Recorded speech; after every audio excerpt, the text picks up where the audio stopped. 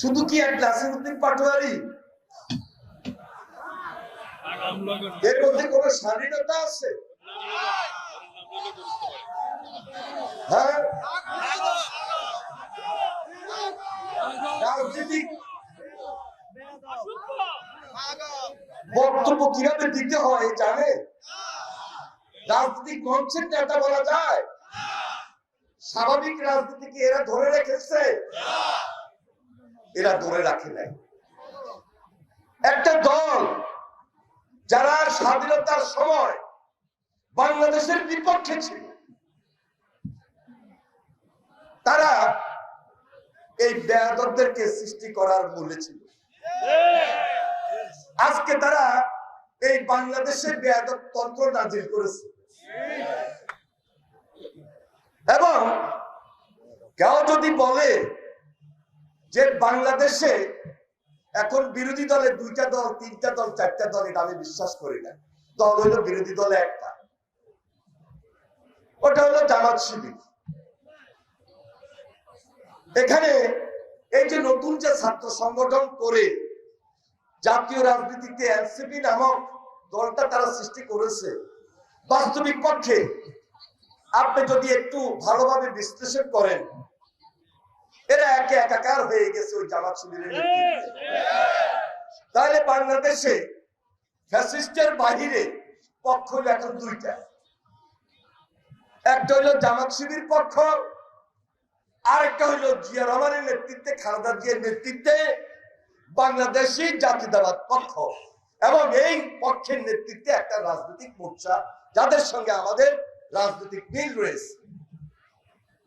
এখন এরা কোন ভাষায় কথা বলে, রাজনৈতিক পরিবেশটাকে কিভাবে নষ্ট করতেছে, প্রতিদিন গায়ে পড়ে ঝগড়া জাতি এবং গায়ে পড়ে আমাকে আপনাকে বললো ঠিক আছে মানে নিলাম, কিন্তু প্রতিনিয়ত তারেক রহমানকে নিয়ে যেভাবে গায়ে পড়ে উচ্চ বাচ্চ এমন এমন অশালীন ভাষায় বক্তব্য দিচ্ছে, এখনো তো আমরা এই দেশের মানুষ ধৈর্য ধরতেছি।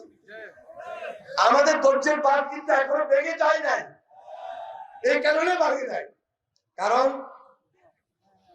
আমরা রাজনীতি করতে করতে এখানে এসেছি। নাসিরউদ্দিন পাটোয়ারির মতো কেউ যদি এই ধরনের অশালীন ভাষা, রুচিহীন, যেটা রাজনীতিতে যায় না, এই ধরনের কথা আমাদের পার্টিতে যদি কেউ বলতে চায়, ওই সুযোগ বিএনপিতে নাই।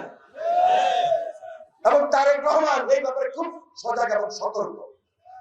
এই পর্যন্ত কতজনকে বহিষ্কার করতেছে আর কতজনকে বাদ দিতেছে, এই হিসাব দেখলে তো বোঝা যায় যে এই ধরনের কোন প্রশ্রয় এই পার্টিতে দেওয়ার সুযোগ নাই। 5 তারিখের পরে এরা বাংলাদেশে যে একটা আন্দোলন ছিল, যে আন্দোলনের রেজাল্ট নিয়ে আমরা এসেছি, দেশকে কিছু দিব, একটা সুন্দর নির্বাচন হবে, এখানে একটা বড় বিভক্তি নিয়ে এসেছে। এরা শুধু জুলাইকে বিভক্তি করে নাই, এরা বাংলাদেশকে বিভক্তি করেছে, এরা বাংলাদেশের রাজনীতিকে বিভক্তি করেছে, এরা বাংলাদেশের ফ্যাসিস্ট বিরোধী যে ঐক্যের মধ্যে পাটল ধরিয়েছে। আজকে পার্লামেন্টে যখন আসে খুব সুন্দর সুন্দর কথা বলেন, বাজেট যখন হয় তখন হাততালিও দেয়, আর বাইরে যখন চলে যায় এক একজনের বক্তব্য কি, এবং প্রত্যেকটা বক্তব্য তারেক রহমানকে ব্যক্তিগত আক্রোশের শিকার করে তার বিরুদ্ধে বক্তব্য দিচ্ছে। বেঞ্চি দেখার জন্য আমরা প্রস্তুত না, আমাদেরকে বেঞ্চি দেখাবেন না। সুন্দর মতো আসেন, লাইন মতো আসেন। এরা ষড়যন্ত্র করে বিএনপিকে ক্ষমতা থেকে সরিয়ে দিতে চায়। এরা তারেক রহমানের বিরুদ্ধে নতুন ষড়যন্ত্রে লিপ্ত। এদের সঙ্গে ফ্যাসিস্ট এবং এই রাজাকারদের কোনো পার্থক্য নাই।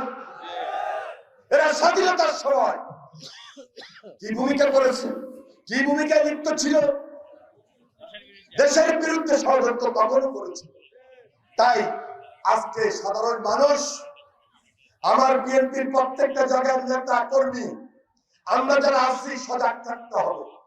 সতর্ক থাকতে হবে। কিন্তু 5 তারিখের পর তারা যখন শপথ নিল, তাদের যে বাক্য, তারা একাই নাকি সব করছে, আর কেউ করে নাই। এর পরের দিন থেকে দেখেন তাদের সঙ্গে আস্তে আস্তে যে প্রাইভেট বিশ্ববিদ্যালয়ের স্টুডেন্টরা, তাদের সঙ্গে অনেকেই যে সরে গেছে, এখন আর আছে? এখন তারা কয়েকজন আছে সুবিধাভোগী, এবং এরা জামাতের পকড়স্থ, এরা ওয়ান পার্টি, এখন পার্লামেন্টের ওয়ান পার্টি।